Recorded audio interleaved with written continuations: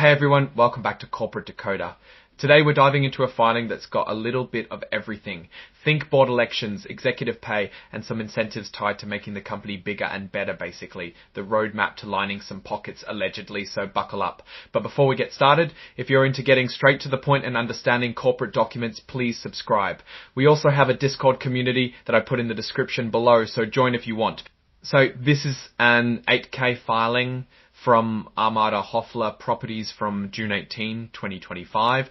Essentially, it's a snapshot of what happened at their annual meeting and some interesting decisions about executive compensation. Okay, so the main event was Armada Hoffler's annual meeting, where shareholders got to vote on a few key things. It's like a corporate popularity contest, but with real-world consequences. Basically, they had this meeting where shareholders got to weigh in on who's running the show and how well those people are getting paid. First up, we have the election of directors. These are the folks who steer the ship, and shareholders got to decide who would be at the helm for the next year. They nominated 9 people like George Allen and Jennifer Boykin, and then people voted for them to be in charge until 2026. Let's quickly look at the numbers. George Allen got about 47.3 million votes for him, with around 8.6 million against and about 12.7 million broken non-votes, whatever that means. Jennifer Boykin had about 55.4 million for, and only about 515,000 against. Seems like most people are fine with these people being in charge. It sounds like the shareholders mostly sided with the company's picks. Next, they voted on Amendment Number 2 to something called the Armada Hoffler Properties Amended and Restated 2013 Equity Incentive Plan. It's a fancy name, but what it really means is they were voting on changes to a plan that gives company employees a chance to own part of the company. Basically, this is how they give employees stock or options as a reward and to encourage them to work hard. About 52 million people voted for the amendment and about 3.9 million voted against it. So it went through too. It's safe to say that the shareholders were on board with this. Moving on, there was a vote to approve Ernst & Young LLP as the company's independent accounting firm for 2025. It's like hiring a referee to make sure everyone's playing fair. This was almost a slam dunk. About 66.3 million people voted for Ernst & Young and only about 2.3 million against. You need someone to keep the books in order. Then there was a vote on executive compensation, or how they pay the top dogs in the company.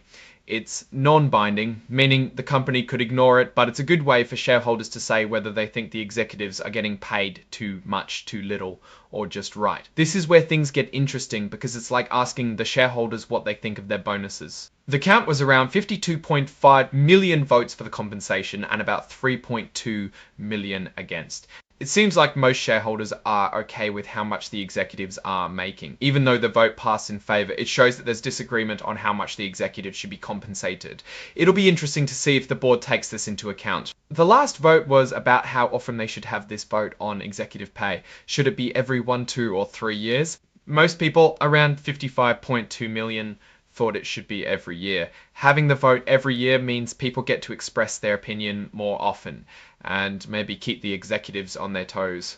Now let's look at some other events because that's where things get juicy. The board approved a new form of agreement for something called Performance LTIP units, which stands for Long-Term Incentive Plan. These are basically rewards tied to how well the company performs over time. It's like saying, if you help us hit these goals, you get a bigger piece of the pie. These units can be converted into common units 1-for-1, which then can be redeemed for cash or even common stock. It's all about creating incentives for good performance. The details show the board approved a new version of a performance-based long-term incentive plan, or LTIP, for its executives. These LTIP units are like shares that executives receive if the company hits certain goals. So if the company does well, the executives do well. It is a pretty common practice to encourage long-term growth. The company granted certain performance LTIP units to the Chief Executive Officer and President, Chief Financial Officer, and certain other members of management.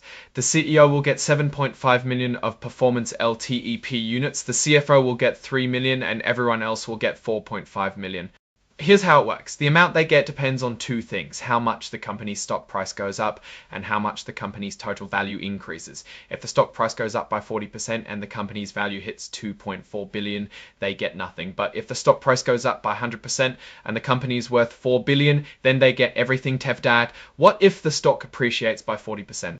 Okay, so if the total enterprise value hits 4 billion at that stage, they end up with 50% of the potential. Basically, this means the executives have to actually take the company to the moon in order to enjoy the perks. There are specific termination conditions too. So if someone is fired or leaves for a good reason, they might still get a portion of their reward. It depends on how long they've been working there and the reasons for their departure. So what's the big picture here? Basically, Armada Hoffler is trying to get their executives to focus on long-term growth by rewarding them based on how well the company does. It's a way to align their interests with those of the shareholders, which is the intention of most incentives. It looks like the board is trying to make sure that the executives are motivated to make the company more valuable. Alright, let's break it down. Armada Hoffler seems to be setting a course for growth, but with a close eye on keeping the executive team motivated and rewarded. The big focus on executive compensation tied to the company's performance seems pretty strong. While there might be some shareholder questions about how much those executives are getting paid, the company is pushing forward and working to grow. One possible weakness might be how much the long-term incentive plan affects the financials. But a big opportunity is that if these plans work out, the investors are happy too.